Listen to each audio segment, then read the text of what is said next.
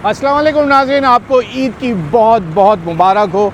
ईद की बड़ी खुशियाँ लेके तमाम लोग जो है वो आज ईद मना रहे हैं। हम भी ज़रा निकलें, ज़रा आपको लोगों से मिलवाने की कोशिश है सिटी न्यूज़ नेटवर्क की। और आज न्यूज़ नाइट की टीम जो है वो ऐसी शख्सियत के पास पहुँची है जो सियासत में एक बड़ा नाम रखती है। कराची शहर की वो बेटी कहलाती है और बहुत ही जोश और जज्बे के साथ आपने डिफरेंट टॉक शोज़ में उनको ज़रूर देखा होगा। जी हाँ, हम इस वक्त जो बात कर रहे हैं पीपल्स पार्टी से ताल्लुक़ रखने वाली पहली वो जो डिप्टी स्पीकर रहीं, जो 10 साल सिंध को दिए उन्होंने, और साथ ही फिर एक मिनिस्टर भी रहीं और अब वफाक में वो एक MNA की सीट रखती हैं, शैला रज़ा साहिबा। आज हम ईद के दिन उनके यहाँ पहुँचे हैं और आज उनके साथ ज़रा ईद की बातचीत करेंगे, उनसे पूछेंगे कि ईद के दिन कैसे गुजारती हैं, ईद की खुशियाँ कैसे मनाती हैं, और बचपन की ईद कैसी थी, जवानी की ईद कैसी थी, और अब इस्लामाबाद जहाँ वो वफाक में जा बैठी हैं तो वो किस तरीके से देख रही हैं। आइए ज़रा ईद पे उनसे बात करते हैं। हम उनके घर के बाहर हैं, अंदर चलते हैं, आपको लेके चलते हैं। चलें जी, इस वक्त हम शैला रज़ा साहिबा के घर के अंदर आ चुके हैं। उन्होंने हमें अपने ड्राइंग रूम में बिठा लिया है। शैला साहिबा, आपको ईद की बहुत बहुत मुबारक हो। आपको भी ईद मुबारक हो, और आपके तवस्सुस से जो लोग इस प्रोग्राम को देख रहे हैं उनको भी बहुत ईद मुबारक हो। ये ईद मेरे लिए बड़ी स्पेशल है और आप ये सवाल में पूछ लेंगे। चले, ये ईद क्यों स्पेशल है, पहले तो यही से शुरू कर लेते हैं। ये ईद इसलिए स्पेशल है कि इस साल जो है वो मैंने ईद के काफ़ी शो किए हैं।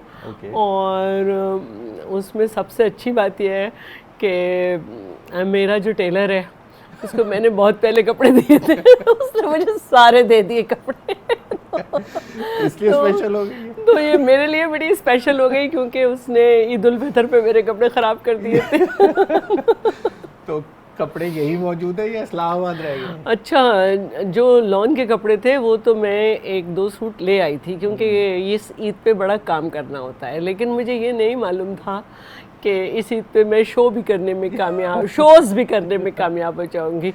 तो उस हिसाब में मैं अच्छी रही कि उसने मुझे कपड़े दे दिए और आज आपके सामने में पहने बैठी हुई हूँ। ये यानी कि सबसे ख़वातीन वाला जो मामला ये मामला बहुत अच्छा हो गया। और हम तो समझ रहे थे शैला साहिबा का जो टेलर होगा वो सोचता होगा कि सबसे पहले कपड़े नहीं, ऐसी बात नहीं है, अच्छा है वो, ऐसी कोई बात नहीं है, लेकिन ईद पे उसने मेरे कपड़े खराब कर दिए। ये तो मुझे अपने घर वाली सी सिचुएशन सबके साथ ईद पे जरूर होता है। वो बेगम साहिबा जो परेशानी ईद पे जरूर थोड़ा सा मूड खराब के जो थे। नहीं, मैंने मूड ख़राब नहीं किया, मुझे उज़्बेकिस्तान जाना था और मेरी ख्वाहिश थी कि वो बड़ा मेरा अच्छा सादा सा सूट था उसको लेके जाऊं, लेकिन उसने इतना बुरा कर दिया था।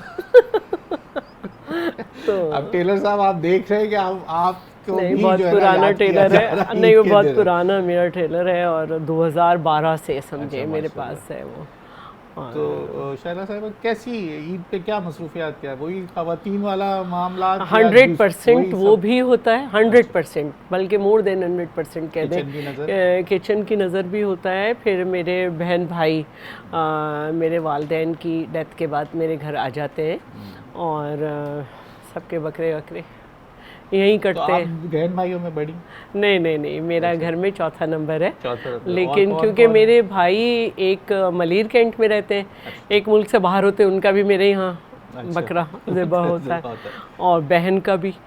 तो बहन यहीं रहती हैं कराची में ही, और मेरे यहाँ का भी। तो अच्छा खासा रश हो जाता है, तो फिर हम 2 दिन कराते हैं मुसलसल, और उसमें 2 दिन ही ज़िबिया में निकल जाते हैं, इसी पे बिजी बहुत ज़्यादा। उसी में पकता भी है उसी में पकता भी है और अच्छा खासा पकाने। मैं कलेजी मैं ही बनाती हूँ। मैं बनाती हूँ, वैसे तो बिरयानी भी मैं बनाती हूँ, लेकिन मेरी बड़ी बहन जो है वो, उनको पुलाव बनाने का बड़ा शौक़ है, तो वो फ़ौरन पुलाव बना लेती हैं, तो कलेजी और पुलाव बेहतर हो जाता है। बाकी हमारे यहाँ ये रिवायत नहीं है कि हम लोग गोश्त के टिक्के बना रहे हैं, ये कर रहे हैं, निकल जाता है सारा गोश्त। अच्छा, क्यों, क्या शौक़ नहीं, शौक़ की बात नहीं है। कुर्बानी का गोश्त निकल जाता है, क्योंकि हम किसी भी दिन गोश्त के बगैर खाना नहीं खाते, तो इसका मतलब है कि कुर्बानी का फिर कुर्बान करने का गोश्त है। पहले तो जब मैं अकेली रहती थी, मेरे पेरेंट्स थे तो बहन भाई और हम सब वहीं जाते थे, तो मैं इमाम बारगाह से सिर्फ कलेजी और कहती थी 1 किलो गोश्त भेज देना। मेरे बस की बात नहीं थी उसको बांटना और सब करना, तो मैं वहीं पे कह देती थी कि आप बांट दें। ये सबसे अच्छा था। तो शैला रज़ा कराची में पली बड़ी देखी, अब 10 साल डिप्टी स्पीकर इस शहर के, सिंध सूबे को दिए पीपल्स पार्टी के और अंदर, 5 साल एज मिनिस्टर दिए। अब वफाक की बात बाद में करेंगे, अब तो वफाक MNA भी बन गई माशाल्लाह। इस्लामाबाद की राहदारियों में अब आपका गुजर होता है। कैसी ईद पहले वाली याद करती हैं अपने बचपन की, या ईद तो होती बचपन की है। बचपन की ईद तो होती याद बचपन है की ईद है। जो सबसे अच्छी सारी ईद अच्छी थी क्योंकि कोई जिम्मेदारी नहीं थी, कोई जिम्मेदारी नहीं। और दोस्तें आ गई या हम दोस्त, पहले है ना ऐसा नहीं था, हम चले भी जाते थे दोस्तों के यहाँ, और मोहल्ले के लोग भी आ जाते थे, क्योंकि मोस्टली हमारा जो स्कूल और कॉलेज का ज़माना है वो हैदराबाद में गुज़रा। अच्छा। मेरे फादर यहाँ पे कैनप में थे, और फिर उनका ट्रांसफ़र फिर एटॉमिक एनर्जी कमीशन से फिर वो हैदराबाद चन्नोजाम चले गए, तो हम लोग हैदराबाद में रहते थे। लेकिन आप बॉर्न कराची हैं? जी, बॉर्न तो कराची है। बिल्कुल सब। तो बस फिर मेरे फादर की ट्रांसफ़र की वजह से हम हैदराबाद चले गए, और फाइनली फिर आ गए वापस जब उनका डेरा गाजी खान ट्रांसफ़र हुआ। लेकिन हैदराबाद भी बड़ी हैपनिंग वाली जगह है, हाँ, बड़ी छोटी सी जगह, और सब एक दूसरे को वहीं बड़ा की मैं वहाँ बात मिलना कर रही हूँ कि बड़ा अच्छा वहाँ है पे वहाँ ये होता था कि हमारे मोहल्ले से ही हमारे स्कूल की जो फ्रेंड्स थी वो काफ़ी जाती थी, और मोस्टली लोग गवर्नमेंट स्कूल में पढ़ते थे, स्कूल भी बड़े बड़े थे, तो एक दूसरे के यहाँ जाना आना हो जाता था, बल्कि पढ़ना भी साथ हो जाता था। तो वो ईद बहुत अच्छी होती थी, कुछ भी काम करना नहीं होता था, कुछ नहीं करना होता था सिवाय हल्ला गुल्ला। तो अम्मा तो कहती होंगी कि कुछ कर लो शैला, आगे शादी करनी है, जाना है। उस वक्त तो पता ही नहीं होगा कि शैला रज़ा क्या होगी, वो तो यही कहती होंगी।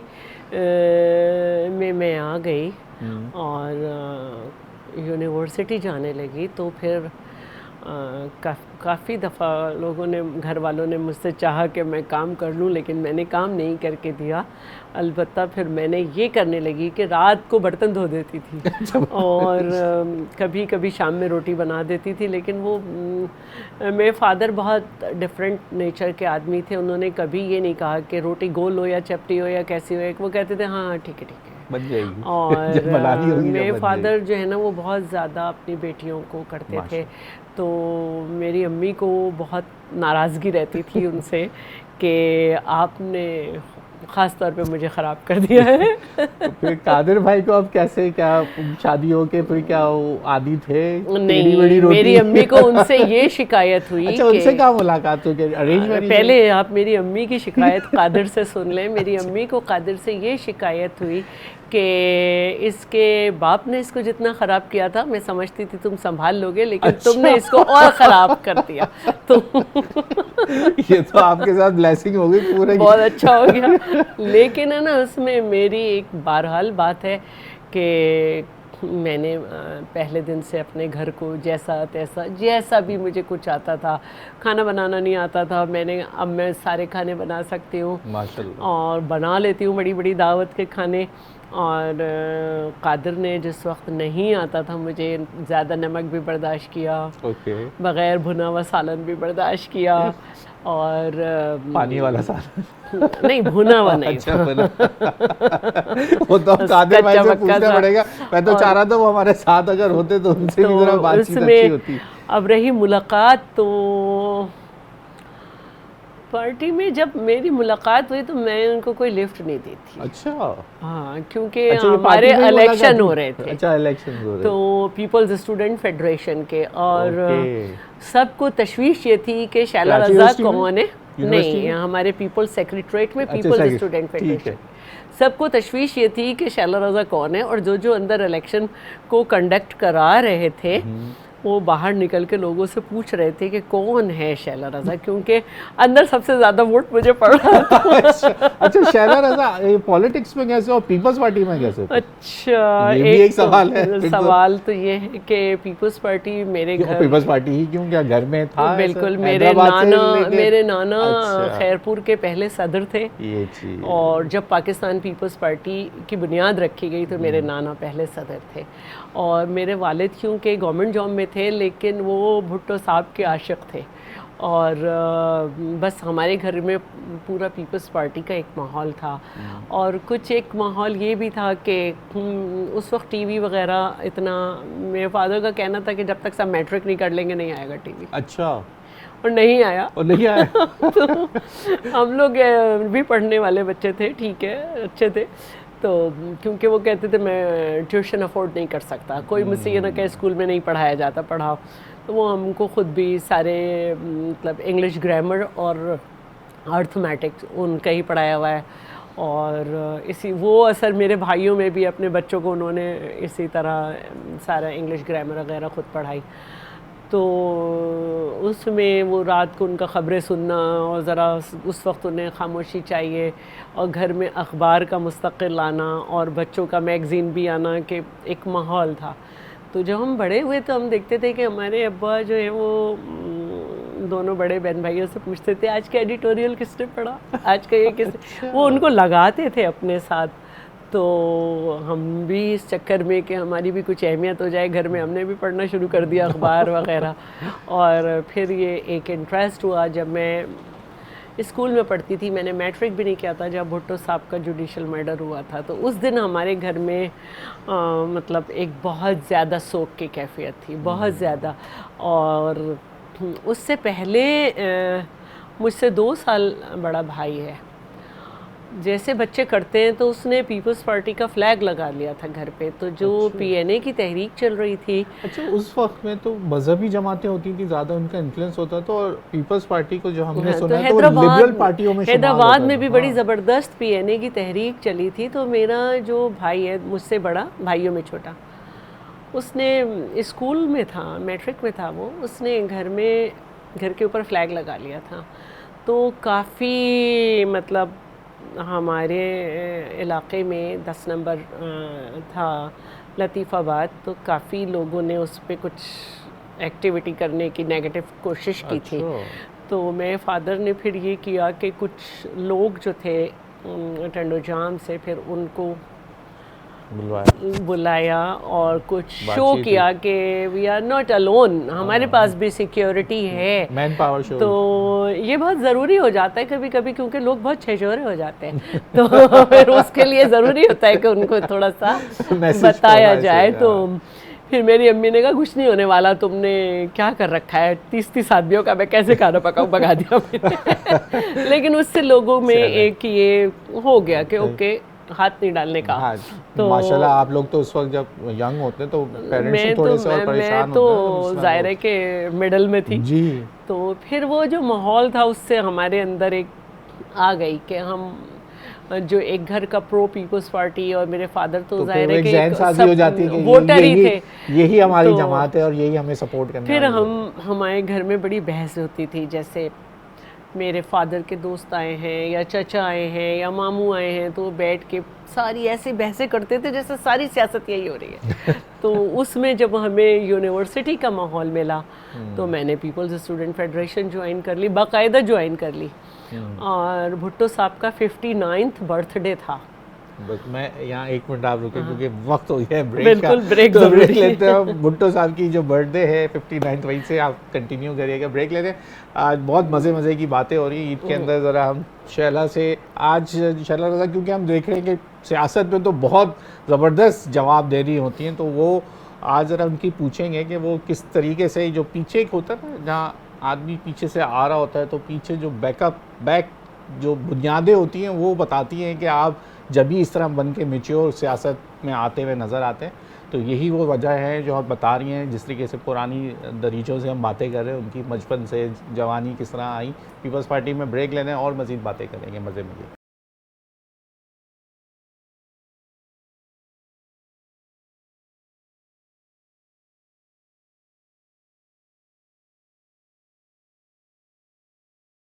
वेलकम बैक नाज़रीन। शैला रज़ा हमारे साथ हैं। शैला रज़ा, आप बता रही थी कि वो भुट्टो साहब की कोई बर्थडे के हवाले से जो 59th बर्थडे था, तो मुझे किसी ने भी नहीं कहा। मैंने पीपल्स स्टूडेंट फेडरेशन के हमारे सीनियर्स देखे, मैंने उनसे कहा कि सुने, मुझे कल स्पीच करनी है बर्थडे में। वो तो बड़े हैरान हुए कि फर्स्ट ईयर ऑनर्स की लड़की और बड़े मज़े से एक ऐसे वक्त में जब पॉलिटिकल पार्टीज़ की एक्टिविटीज़ पे बैन है और जमात पूरी छाई हुई है और पीपल्स पार्टी वाले डरे डरे काम करते हैं, एक लड़की आके बड़े मज़े से कह रही है मुझे कल स्पीच करनी है। तो मैंने वहाँ पर स्पीच की। इससे पहले मैं ऑल पाकिस्तान डिबेट्स के काफ़ी सारे जो थे वो मुकाबले जीत चुकी थी। क्लास 8 से ही मैं आया करती थी मुख्तलिफ मुकाबलों में, और मैंने ऑल सिंध भी जीता और ऑल पाकिस्तान भी जीता। तो ये एक मुझे शौक़ था। तो उसमें मेरे दोनों बड़े भाई, बड़ी बहन और अब्बा, हम अपने फादर को अब्बा कहते थे, ये लोग मेरी बड़ी मदद किया करते थे। तो मुझे बड़ा सीखने का मौका मिला। और मैं पूरे एक तैयारी होती थी मेरी स्पीच की, ज़ाहिर मैं छोटी थी। तो जब मैंने स्पीच की तो मेरे बहन भाइयों ने कहा तुमने क्या स्पीच की?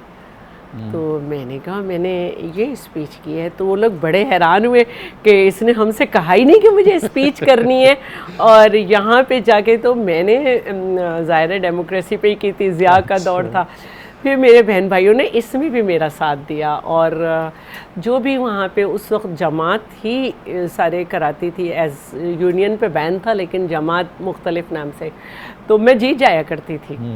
और उसमें फिर मेरे पूरे घर वाले फिर मेरे पूरे घर वाले उसमें भी मेरे साथ इंटरेस्ट लेते थे और काफ़ी एक अच्छा माहौल रहता था। किसी को पता ही नहीं चला कि मैं पीपल्स स्टूडेंट फेडरेशन में बहुत आगे चली गई, इलेक्शन भी जीत गई। अच्छा, अब इलेक्शन में वो कादिर भाई थे तो ये खुद ही मुझे बताते हैं कि मैं भी बाहर आया और मैंने कहा देखूं कौन है। लेकिन उस दिन हमारा इंट्रोडक्शन नहीं हुआ और काफ़ी अरसे नहीं हुआ। जब नजीब की शहादत हुई तो हम लोगों पे बहुत असर था। हमारी वहाँ पे मुलाकात हुई लेकिन ऐसी कोई बात नहीं थी, बिल्कुल भी ऐसी बात नहीं थी। और कुछ लिखने की चीज़ें थीं कि ख़बर बनानी है या कुछ करना है, तो कादिर ने काफ़ी दफ़ा आकर मुझसे बनवाई, क्योंकि कादिर जो हैं वो देखा करते थे वहाँ का सारा मीडिया सेक्शन वगैरह। तो काफ़ी दफ़ा मुझसे बनवाई। तो मुझे कहा कि तुम अच्छा कैप्शन बना लेती हो, ये वो ख़त्म हो गई बात। कोई ऐसी बात नहीं हुई, क्योंकि नजीब की शहादत का इतना बड़ा सदमा था कि हम ये सोच ही नहीं सकते थे कि कोई कादिर है या कोई शैला है या कोई मैं है या कोई कुछ है। देन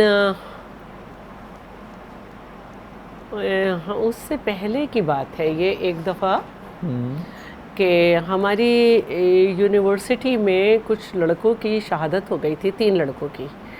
तो उनका चेहलुम था कराची यूनिवर्सिटी के लड़कों का, उनका चेहलुम था। तो उनके चेहलुम की कंपेयरिंग मैंने की। तो उस कंपेयरिंग में मैं एक दफ़ा भी स्टेज पर नहीं आई और साइड से बैठ के मैंने की और वहाँ से सबको बुलाती रही। तो मुझे नहीं मालूम वो कंपेयरिंग बहुत अच्छी थी क्या थी।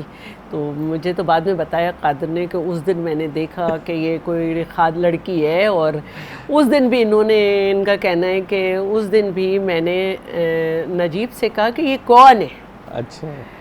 तो नजीब जो है ना, उसने आंखें निकाल ली कि क्यों पूछ रहे हैं आप गुस्से में। हाँ, मतलब क्योंकि मेरे साथ हम आगे बढ़े इसीलिए कि हमारे साथ जो पूरा एक ग्रुप था, हमें पता ही नहीं चला कि हम लड़कियां हैं और वो लड़के हैं और लड़कियां और लड़कों के दरमियान क्या है कि हमें पता ही नहीं था। हम एक कॉज था उसको लेके चल रहे थे। तो नजीब ने इनसे कहा क्यों, आप क्यों पूछ रहे हैं, बहन है मेरी। तो मुझे कादिर ने बताया कि उसने इतने औखेपन से कहा कि मैंने उसके आगे फिर कुछ पूछा ही नहीं। लेकिन इधर उधर से आके मैंने देख लिया, ओके अच्छा ये वही है जिसने इलेक्शन जीता। तो ख़त्म हो गई। फिर नजीब की भी डेथ हो गई। फिर हम जब भी नहीं मिले। फिर उसके बाद जो है एक दिन कादिर ने मुझे फ़ोन किया। तो मैं उस वक्त ऐसे ही जैसे छुट्टियाँ उट्टियाँ होती हैं तो मैंने एक ऑफ़िस ज्वाइन कर लिया था। तो वहाँ मैंने इनको बुलाया, मैंने कहा ठीक है आप आ जाए। तो सेल फोन आ गए थे उसको?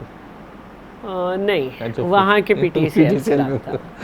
तो फिर हमारी ऐसी मुलाकात भी हो गई। फिर वक्त काफ़ी आगे बढ़ गया। तो कभी कभी हमारी फ़ोन पे बात हो जाती थी। फिर इसी तरह जो है ये मैं अरेस्ट हो गई। अच्छा।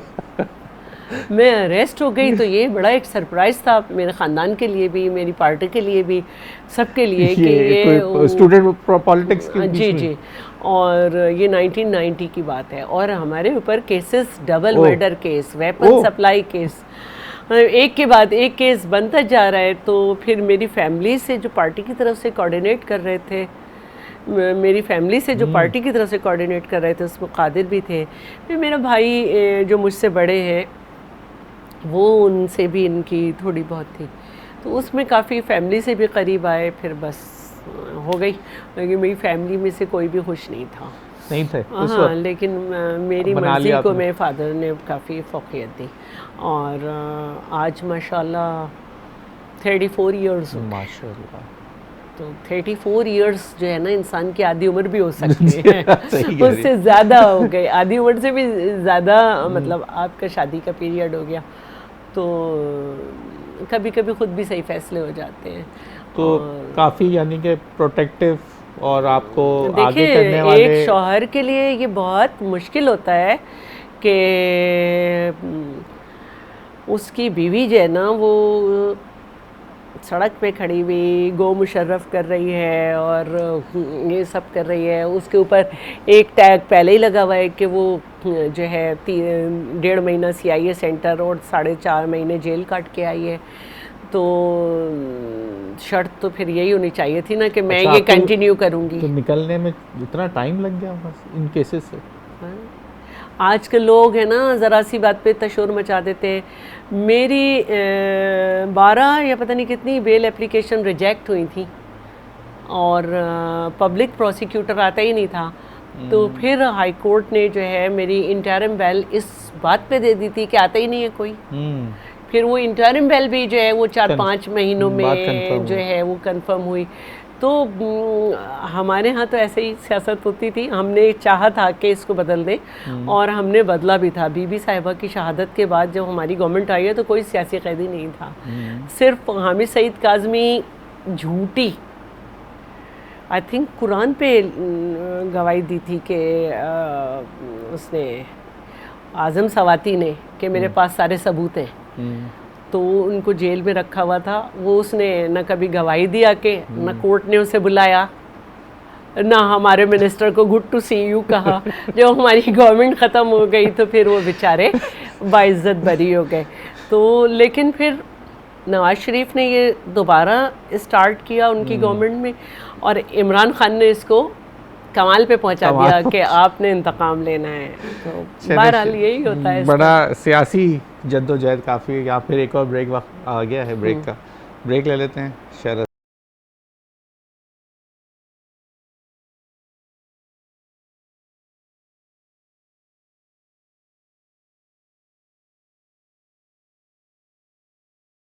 वेलकम बैक नाज़रीन। तो काफ़ी सियासी तो आपकी जद्दोजहद पता चली। अब जब कादिर भाई आ गए और उसके बाद अब माशाल्लाह 34 साल आप जिस तरह कह रही हैं, तो शॉपिंग वगैरह ईद की साथ हुई, कभी पसंद से हुई, कहीं घूमने के लिए साथ जाते हैं, नहीं जाते? कादिर मेरे साथ शॉपिंग करने नहीं जाते? एक दफ़ा गए थे और नहीं 2 दफ़ा जा चुके, 2 से 3 दफ़ा गए। हाँ, तो पहली शुरू के दिन होंगे फिर पहली ईद पे गए थे। पहली ईद पे गए थे तो जो सूट मुझे पसंद आया मैंने कहा मैं इतने का लूँगी। अब वहाँ पे ऐसे ऐसे कर रहे हैं, क्यों कर रहे हैं आप? आपका रिश्तेदार वो है या मैं हूँ? तो मैं कम करा रही हूँ तो मुझे पता है। बार्गेनिंग हो रही थी। तो वो पसंद नहीं आ रही थी। हाँ, दुकान ना छोड़ के निकल गए। मैं भी पीछे निकल गई। फिर मैं दूसरी दुकान पे गई, तीसरी दुकान पे गई तो मुझे ना नहीं कुछ पसंद आ रहा था। मैं दोबारा उसी दुकान पे गई। तो उसके बाद जो है मैंने वो ले लिया और अपनी मर्ज़ी से अपने हिसाब से लिया। घर आके कहा आइंदा मैं नहीं जाऊँगा, ये कोई तरीका नहीं है। वो कितने का बता रहा है, तुम कितने का कर रही हो ये? तो मैंने कहा भाई उसने दे दिया ना मुझे। फिर मैंने उस वक्त यही कहा कि आप मेरे साथी हो या उसके साथी हो? फिर एक दफ़ा हम लोग जो थे वो शूज़ लेने गए। तो मेरा पाँव लंबा है, ज़ाहिर है मैं खुद भी लंबी हूँ, लेकिन पतला भी है, तो वो शूज जो बड़े साइज लंबे नहीं होते मिलते, हैं आज भी वो नहीं चौड़े मिलते। भी होते हैं। तो अब मैं जिस जूते में पाँव डालती हूँ वो चौड़ा होता है। बहरहाल फिर मेरी अंगूठे की बराबर वाली उंगली भी बड़ी है तो वो मुझे थोड़ा सा जो बंद शूज़ जो होते हैं वो थोड़ा सा प्रॉब्लम कर रहे होते हैं, लेकिन मुझे पसंद है, मैं वही लेती हूँ। मुझे पसंद तो आ गया, लेकिन उसमें हील नहीं थी। दूसरी जगह जाके ढूंढा, नहीं मिला, आखिरकार आके वही ले लिया। जब तुम्हें पहले शॉप पे, भाई ये क्या है, जब तुम्हें पहले शॉप पे कोई चीज़ पसंद आ गई थी तो तुम इधर क्यों गई थी? अच्छा फिर अच्छा, वहाँ नहीं बोलते, बाद में आके बोलते नहीं, हैं वहाँ पे भी उलझते हैं तो मेरा मूड वहाँ मेरा भी ख़राब हो जाता है। तो फिर हम एक थर्ड टाइम हम पिंडी गए। हमारे घर में जो थे वो छत से विंडोज़ शुरू होती थी और हाफ जो हमारा यहाँ तक, मतलब बड़ी विंडोज, काफ़ी थी बड़ी। लंबी विंडोज। तो हमें बड़ा मसला हो रहा था कि कर्टन्स लेने कर्टन्स मिल ही नहीं रहे। बहरहाल जब हम कर्टन्स लेने गए तो वहाँ पे सदर में आज भी बड़ा अच्छा अफ़गानी बाज़ार लगता है, तो इनकी एक गाड़ी थी तो वो खुली रहती थी। तो बार बार कहते थे बारिश बहुत होती है, धूप बहुत आती है, तो मुझे कोई कपड़ा चाहिए। तो मैं वहाँ से गुजर रही थी तो ये जो होता है बाज़ार, इसमें एक मोटा सा कपड़ा पड़ा हुआ था। एक तो बड़े माथे पे बल पड़ गए कि ये वाला तुम है ना ऐसी जगह पे रुक रही हो, तो ये अफ़गानी बाज़ार है, यहाँ पे तो फ़लाँ जगह से। मैंने कहा छोड़ो यार, बहुत बड़ा कपड़ा है, इतना मोटा कपड़ा है, इसमें चारों तरफ से एक वो बनवाएंगे और गाड़ी के ऊपर डोरी डाल के गाड़ी पे आ जाएगा। तो एक तो उसने हमारी बहस देख ली, पठान था बेचारा दुकानदार। उस वक्त शैला रज़ा एमपीए बन चुकी थी? नहीं। अच्छा, ये तो और बहुत पुरानी बात। हाँ, तो मैंने ये किया कि मैंने उससे कहा कि कितने का कपड़ा है? मैंने 1500 का। मैं क्या 150 का दे दो। मियाँ ने मुझे छोड़ दिया, वहाँ पे छोड़ दिया, अलग हो गए, निकल गए, चले गए। तो उसने मेरे 150, भाई वो ऐसे ही इतनी बड़ी सी एक चादर सी थी, मोटी सी, तो गाड़ी पे आ सकती थी। मैंने देख ली, उसने दे दिया मुझे। तो भाई आप और ले आई आप 150 में? हाँ, क्या बार्गेनिंग किया। तो ये मतलब ऐसे थोड़ी होता है अपनी बीवी को।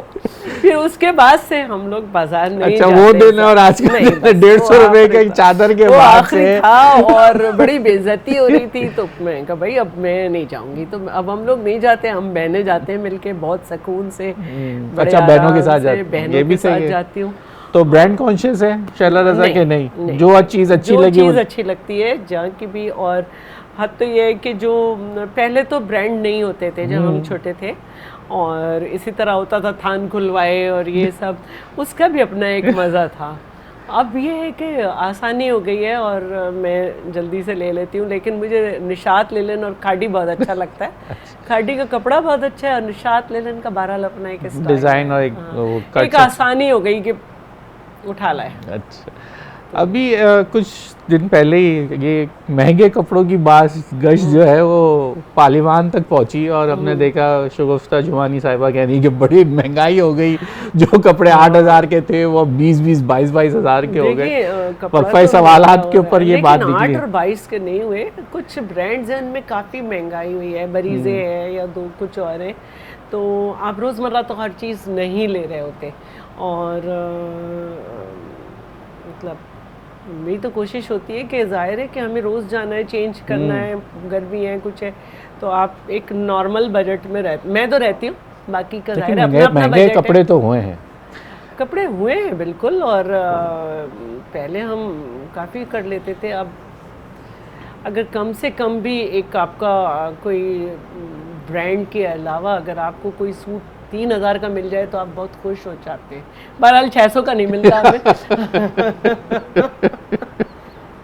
अब तो बार्गेनिंग करने में नहीं, अब तो बार्गेनिंग भी नहीं होती ब्रांड्स में। आप गए 3,000 नहीं, थान खुलवाने चले जाएं तो शायद वहाँ पे उसका टाइम ही नहीं रहा। लेकिन फिर भी मैं जाती हूँ। अभी भी राबी जाती है वहीं, या आशियाना या तो बिल्कुल ही पास है मेरे घर के। वगैरह। और ज्वेलरी जो है वो मेरी भतीजी को छोटी छोटी चाहिए होती है, तो मैं भी छोटी छोटी इसी टाइप की चीज़ें ले लेती हूँ। और वो मुझे अच्छा लगता है कि बजाय इसके कि आप कुछ पहने, मैं तो बड़ा नॉर्मल सा ले लेती हूँ चीज़ें। शैला, आप कैसा देख रही हैं अभी हालात के साथ जो आप प्रोविंशियल से निकल के वफाक में गई हैं? क्या फ़र्क है कुछ? बहुत बहुत फ़र्क? बहुत है। और मैंने तो अप्लाई नहीं किया था, लेकिन चेयरमैन का ये डिसीजन था कि मुझे वहाँ आना चाहिए। पहली बात ये कि मैंने प्रोविंस में बहुत सीखा, और जब मैं पहली दफ़ा एमपीए बनी तो मुझे जब कहा गया कि आप डेप्यूटी स्पीकर बने, तो मुझे यही समझाया गया, मैं समझती थी मिनिस्टर बड़ा कुछ होता होगा, लोग मिनिस्टर बन के बहुत खुश रहते हैं, लेकिन 10 साल मैंने बहुत सीखा। और कुछ लोगों को ज़रा जुनून भी होता है सीखने का। और जैसे मेरे पास जब फाइल आया करती थी तो उस पर 2 ही चीज़ें लिखी होती थी कि क्वेश्चन नॉट अलाउड या अलाउड। तो उसमें हमने अलाउड और नॉट अलाउड और नॉट मेंटेनेबल सो डिसअलाउड इस तरह लिखना होता था। तो मुझे ये ख्वाहिश हुई कि मैं सिर्फ ये क्यों लिखूं, मुझे देखना चाहिए कि किस रूल के तहत ये डिसअलाउ है। फिर वो मैंने पढ़ना शुरू कर दिए सारे। और निसार साहब जब कहीं जाया करते थे तो मुझे पता नहीं चलता था, तो मैं सुबह में तैयार हो रही हूँ तो मुझे बताया जाता था कि वो आपको हाउस चलाना है। अच्छा। तो मुझे एक था, जब मैं फर्स्ट टाइम डेप्यूटी स्पीकर बनी तो इत्तेफाक से हम दोनों मरी गए, तो वहाँ से हम नथिया गली चले गए। वहाँ पे केपी के स्पीकर का एक गेस्ट हाउस है, स्पीकर हाउस है, हम वहाँ चले गए, बड़ा खूबसूरत सा है। तो पहुँचे तो रात को थे, तो सुबह उठे कादिर तो मुझे तलाश कर रहे हैं इधर उधर उधर। तो वहाँ जाके देखा तो मैं गैलरी में एक जगह बैठी हुई, नाश्ता करें, मैं कहा उससे कहीं यहीं लगा दे। उसने नाश्ता लगा दिया, हल्की हल्की धूप आ रही थी। फिर उनका चलें कहीं घूमने में, नहीं अभी चलेंगे, ज़रा मैं ये पढ़ लूँ। तो दोपहर मैंने कहा हाँ मैं चेयर इधर कर रही हूँ, थोड़ी धूप ज़्यादा हो गई है तो इधर हम खाना खा लेंगे। शाम जब हुई तो कादिर को गुस्सा आया, उन्होंने अपने दोस्तों को फ़ोन किया और इन लोगों ने बुला के कार्ड्स खेलने शुरू कर दिए। नहीं तुम पढ़ो, तुम यहाँ पढ़ने आई हो। तो माहौल अच्छा मिला ना आपको तो। और वो मुझे ये था कि अगर मुझे कभी हाउस चलाना पड़ गया तो मुझे तो कुछ भी नहीं आता, ये किताब है मेरे पास। तो फिर अल्लाह का शुक्र है मैंने 10 साल चलाया, ज़ाहिर है 5 साल अच्छा चलाया था तो 5 साल मौका मिला। तो जब मुझे मिनिस्टर बनाया गया 2018 में तो मुझे बड़ा अफसोस हुआ। अच्छा। हालांकि सब लोगों ने मुझसे कहा कि ओहो मिनिस्टर्स के तो बड़े ऐश होते हैं, ये होता है। तो उधर भी ये था कि हमारा डिपार्टमेंट कोई जानता ही नहीं था, वुमेन डेवलपमेंट। तो मैंने उसमें बहुत मेहनत की, बहुत ज़्यादा मेहनत की। और जिस तरह से एक डिपार्टमेंट सामने आया, ऐसा आपको कहीं भी किसी भी सूबे में वुमेन डेवलपमेंट डिपार्टमेंट के मिनिस्टर ऐसे नहीं नज़र आए होंगे। और हमने बड़ा उसको चेंज किया। हमने सारे सूबों में जो दारुल अमान वगैरह हैं वो सोशल वेलफेयर के पास हैं, हम अपने पास लेकर आए। और चाइल्ड से रिलेटेड जितने भी लॉज थे वो हमने सोशल वेलफेयर को दिए, क्योंकि चाइल्ड राइट्स उनके पास है। तो इस तरह बहुत ज़्यादा काम हुआ। तो मुझे है ना ये नहीं अच्छा लगता कि मैं किसी जगह पे जाऊं उसकी ब्रीफिंग ना लूं। तो जब मैं मिनिस्टर बनी तो मैं 1 हफ्ते बाहर नहीं निकली, पहले उसको पढ़ती रही क्या है मिनिस्ट्री। तो मुझे अफसोस होता था जब मेरा क्वेश्चन आ होता था तो मैं कहती थी कुछ पूछा ही नहीं लोगों ने, लोगों को पता ही नहीं है। तो फिर मैं कहती थी कि मैं कुछ ज़्यादा बताना चाहती हूँ। तो फिर 2-3 दफ़ा यही हुआ कि मैंने खुद बताया। यहाँ ब्रेक का वक्त हो गया, हम ज़रा ब्रेक ले लेते हैं। ब्रेक से मज़ीद, और क्योंकि हम आखिरी सेशन की तरफ चले गए हैं, तो अख्ताम की तरफ जा रहे हैं और मज़े की बातें करते हैं इंशाअल्लाह।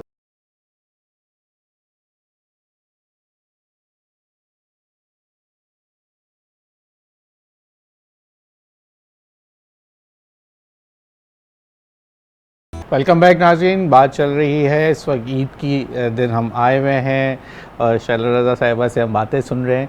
शैला साहिबा, अब कैसा लग रहा है इस्लामाबाद कराची वाला जो माहौल? तो वहाँ आज भी कराची वाले वहाँ सेटल होने में बड़े परेशान होते हैं, लेकिन पुरफिज़ा माहौल तो अभी भी है। असल में 15 साल और उससे पहले बड़ी एक जद्दोजहद वाली लाइफ थी। ऐसा होता था कि मैं दोपहर का खाना बनाया मैंने और डाइनिंग पे रखा, पर्चों पे लिखा बच्चों को कि क्या क्या है, और कोई ना कोई मुजाहरा है, कोई ना कोई कुछ है, उसमें चली गई। तो वो बहुत एक बड़ी पुरहंगाम एक लाइफ थी। और फिर उसके बाद पार्टी की मीटिंग्स हो रही हैं, ये आप अपोजिशन में होते हैं तो मीटिंग्स भी ज़्यादा होती हैं। फिर गवर्नमेंट में आ गई तो उसमें भी अगर आप वर्कर से ऊपर गए तो आपसे लोगों को बहुत एक्सपेक्टेशन ऐसे ही है। और वो मिलना। तो अब जो मैं वहाँ गई हूँ तो एक तो मेरे और कादिर की बॉन्डिंग भी बहुत अच्छी हो गई है, क्योंकि हम दोनों हैं वहाँ पे। और जो सेशन है वो पहले तो शाम में ही हुआ करता था, अब एक दिन शाम में बाकी सुबह में हो जाता है। तो हम एक दूसरे को काफ़ी टाइम देते हैं, जानने वाले भी इतने ज़्यादा नहीं हैं, हम वहाँ पे इतना सोशलाइज़ नहीं कर रहे हैं। मेरे प्रोग्राम हो जाते हैं रोज़ाना 2 से 3, चली भी जाती हूँ, वहाँ भी जाते हैं, लेकिन हम एक दूसरे को काफ़ी टाइम दे रहे हैं और हमारा अच्छा वक्त गुजर रहा है। कुछ ये कि मेरी सर्जरी वगैरह भी हुई थी तो इतना मैं सोशलाइज़ नहीं कर रही थी वहाँ पे, लेकिन हम दोनों वहाँ बहुत खुश हैं। अब मुझे वो भी सीखने का मौका मिल रहा है जो मैंने एज प्राइवेट मेंबर नहीं किया। मतलब क्वेश्चन डालने हैं, रेजोल्यूशन बनानी है, कॉलिंग अटेंशन, तो ये मैं खुद कर रही हूँ। अच्छा। हाँ माशाल्लाह, हमारे यहाँ सभी के पास ने स्टाफ वगैरह हायर किया हुआ है, लगता है पता चल जाता है। लेकिन पहले साल तो मैं इतना नहीं कर सकी और मुझे पता भी नहीं चल सका कि हर दफ़ा सेशन में नए सवाल देने हैं, अगर लैब नहीं आए आपके वो आपने जाके कलेक्ट करने हैं, फिर वो लेके फिर देने हैं। मुझे कुछ भी नहीं पता था क्योंकि मेरी सर्जरी भी हुई थी तो मैं इंटरेस्ट नहीं ले रही थी। लेकिन अभी जो ये गैप था, जंग वाला पीरियड और ये वो, इसमें मैंने काफ़ी मेहनत की कि मुझे नए साल में कैसे एंटर होना है, क्वेश्चंस बनाए सब। यानी कि बहुत फ़र्क है वफाकी और सूबाई असम्बलियों में, आप ये कह सकते हैं? एक तो ये कि बड़ा हाउस है और आप बहुत कुछ सीखना चाहें तो सीखते हैं, और मुझे काफ़ी अपने तौर पे अपने आप को सही करने का स्टैंडिंग कमेटीज़ में भी हैं किसी? जी, मैं climate change and environmental coordination एक तो है, और एक मेरी इंटर प्रोविंशियल कोऑर्डिनेशन है, और एक मेरी थी नारकोटिक्स। अच्छा। लेकिन वो इंटीरियर में उसका मर्जर हो गया, इंटीरियर डिपार्टमेंट में। तो अब मैंने एक और कहा है कि भाई 2 बजे तो काम करना है। काम अच्छा लग रहा है करना, मतलब एक नया एक हुआ है। और यहाँ आते हैं तो वही लाइफ। अब आप लोग आए तो 2 आए हुए थे वेस्ट से, और अब ईद का जैसे होगा तो ईद हमारे यहाँ बहुत हेक्टिक होती है। मैं मियाँ जो है ना, ये जिस जगह पे मैं बैठी हूँ यहाँ बैठते हैं, मैं यहाँ बैठती हूँ, सारा भरा हुआ होता है। अच्छा। और दिन में ये कोई 10 से 12 दफ़ा होता है। और पूरा एक सिस्टम चल रहा होता है बहुत। तो ये फैमिली वाले हैं ज़्यादा आने का रुझान, या फैमिली तो हमारी, या पीपल्स पार्टी फैमिली से लोग? अब हमारी फैमिली जो है, देखिए मेरे बहन भाई हैं वो तो हैं ही, मेरे साथ होते हैं, लेकिन पार्टी के लोग बहुत आते हैं। अच्छा, आते हैं, बहुत आते हैं। और फिर 3 साल मैंने एक एज मिनिस्टर एक कॉन्स्टिट्यूएंसी को फोकस किया कि मैं यहाँ से इलेक्शन लड़ूंगी। अच्छा। वहाँ पे बड़ा मैंने जीना मरना किया। इन द एंड सारे मर्द आ गए वहाँ पे, सफूरागुड टाउन में। अच्छा। तो वहाँ के लोगों से एक बड़ा मेरा करीबी है। तो बल्कि अभी तो काफ़ी लोगों को पता नहीं मैं आई भी हूँ, लेकिन ईद की रात को मैं खुद सबको मैसेज करूँगी ईद मुबारक। तो कभी जाना हो वहाँ पे तो हमें भी साथ लेके चलें, हम भी देखते हैं कि कैसे आप वहाँ जाती हैं। बड़ी अच्छी बात है। फिर हम आपकी मुलाकात और देखते हैं, उसके ऊपर प्रोग्राम कर लेंगे, हम आपके साथ वहाँ भी चलेंगे। वहाँ पे 3 साल तक मैंने एक तो नादरा की मोबाइल वैन बहुत इंगेज की। हमारे यहाँ पता नहीं आपके पास कितना टाइम है, आप बताइए। हमारे यहाँ एक प्रॉब्लम है कि लोगों को ये नहीं मालूम कि अगर वो कराची में रह रहे हैं तो उनका NIC अब कराची का होना चाहिए। वो वोट देने दही सिंध या अपने इलाकों में नहीं जा रहे, लेकिन उनके NIC वहाँ के हैं। फिर वो कहते हैं हमें इनकम सपोर्ट चाहिए, फिर उनके बच्चों के एडमिशन के भी मामले होते हैं, फिर उनका वोट भी वहाँ होता है। तो ये जो एक अवेयरनेस थी ये बहुत ज़्यादा मैंने की, और उनके वोट ना सिर्फ उनके एनआईसी बनवाए, उनके एनआईसी के एड्रेसेस चेंज कराए, और ये इतना बड़ा काम था। तो इसमें मैंने पूरी टीम बनाई हुई थी हर जगह की। जो मुझसे कहता था हमारी तरफ गाड़ी भेजे, तो मैं कहती थी टीम बना लो। तो बड़े अरसे यहाँ पे मैंने इंगेज रखी। फिर मुझसे और इलाके के लोग भी मांगते थे तो वहाँ भी दे देती थी। तो एज मिनिस्टर ये आप कर लेते हैं। तो आपको अब जब सफूरा जैसे इलाके से आप आते हैं तो वहाँ पे अब के इलेक्ट्रिक के हवाले से भी काफ़ी आपको कॉल्स का लोग करते होंगे। अब क्या इसका अच्छा, मैं आपको एक कराची बात के बताऊं, मसाइल के ऊपर लोग वहाँ पे सफूरा गोद टाउन में सिर्फ 1.5 लाख जो है ना के इलेक्ट्रिक के मीटर लगे हुए हैं। यानी कि आपका वोट इतना रजिस्टर्ड नहीं होगा जितने आपको उस सफूरा गोट में जो आपको मीटर्स वो उन घरों में मीटर्स हैं जो देश सिंध से आए हुए हैं और जो यहाँ पे रह रहे हैं, लेकिन उनके वोट रजिस्टर्ड नहीं थे। और जब सेंसस हो रहा था तो अक्सर घरों से कह दिया जाता था घर में मर्द नहीं है, तो उसमें भी हम जाते थे। तो काफ़ी मैंने वहाँ पे वो किया है। और आते हैं मसाइल, लेकिन अब वहाँ पे सोसाइटीज़ काफ़ी हैं। तो कोऑपरेटिव सोसाइटीज़ के तहत भी घर हैं बहुत ज़्यादा, उनमें भी हमने जा के बड़ा काम किया है। हमारे पास वहाँ पे बड़ी सपोर्ट है। लेकिन जैसे कि मैंने बताया कि जो वहाँ पे सिंधी स्पीकिंग और बलोच हैं, तो 1.5 लाख तो मीटर सिर्फ उन्हीं के भी हैं, और उसके अलावा अलग आबादी है। लेकिन तो खुश है के इलेक्ट्रिक से? देखिए, के इलेक्ट्रिक से कौन होता है खुश। हम खुद, मेरी इतने सवाल होते हैं कि सिंध वालों के 2 रुपये ज़्यादा हैं यूनिट के, कराची वालों के, और इतना, तो फिर वो उनका एक ही जवाब होता है, बस ये एक बात है, ये मैंने नून लीग से सीखी है, मिनिस्टर ने कोई गम नहीं करना है और मिनिस्टर ने कोई तैयारी नहीं करनी है अपने जवाब देने के लिए। आए जलेबी बनाए आप बुरा नहीं मानिएगा, यहाँ वाले भी ऐसे ही हैं जो गम तो यहाँ वाले भी नहीं करते। आपके कोलीग्स पुराने जो हैं। मैंने एक बात देखी है, मैं कहूँगी, सलीम बलोच हुआ करते थे लोकल गवर्नमेंट के, वो पार्लिमानी सेक्रेटरी थे, औकाफ की हीट सोहो थी, और मैं तो अपनी मिनिस्ट्री को खुद ही देती थी जवाब। और मैंने देखा कि अच्छा, इरिगेशन का हमारे पास उसका जाम खान शोरो, ये बहुत तैयार होके आते थे और अपनी हर चीज़ का जवाब देते थे। और सईद भी और शाह साहब भी, तो सिंध में हम जवाब दे होते थे। और बाकायदा आप यकीन नहीं कर सकते कि 8 लोग तो प्रोजेक्ट थे मेरे डिपार्टमेंट के, इसके अलावा दारुल अमान, फिर सेफ हाउस, तो मेरे बाकायदा फ़ाइल होते थे। मैं एक दिन पहले से अपने स्टाफ को घर तक बुलाती थी, खाना हम करते थे, और फिर मैं पूरी अपनी तैयारी करती। ठीक हो गया शरा, यहाँ वक्त ख़त्म हो गया। अब ईद का वक्त था, ईद आपके हमने आए आपके साथ, हमने ईद की खुशियाँ लोगों को दिखाई। नाज़रीन, कोशिश थी कि ईद पे आए, आपको ज़रा हम सियासी बातचीत कम करना चाहते हैं, लेकिन क्या करें, मजबूरी होती है कुछ ना कुछ। जब ऐसी शख्सियत हमें मिलती है तो निकल ही आता है। लेकिन आज हमने थोड़े बहुत हट के थोड़ी सी बातचीत करी है शैला रज़ा साहिबा से। अब क्योंकि ये वफाक में जा चुकी हैं और यहाँ अपना एक वक्त, एक ज़िंदगी दी है, सिंध की खिदमत की है। अब उम्मीद है कि वफाक में जाके भी कुछ एक ऐसा का नाम होगा, जब काम होगा तो यकीनन नज़र भी आएगा। आप लोग अपनों के साथ ईद मनाएं। आपको ईद की बड़ी खुशियाँ बहुत बहुत मुबारक हो। अयाज़ राना को इजाज़त दीजिए। अल्लाह हाफ़िज़।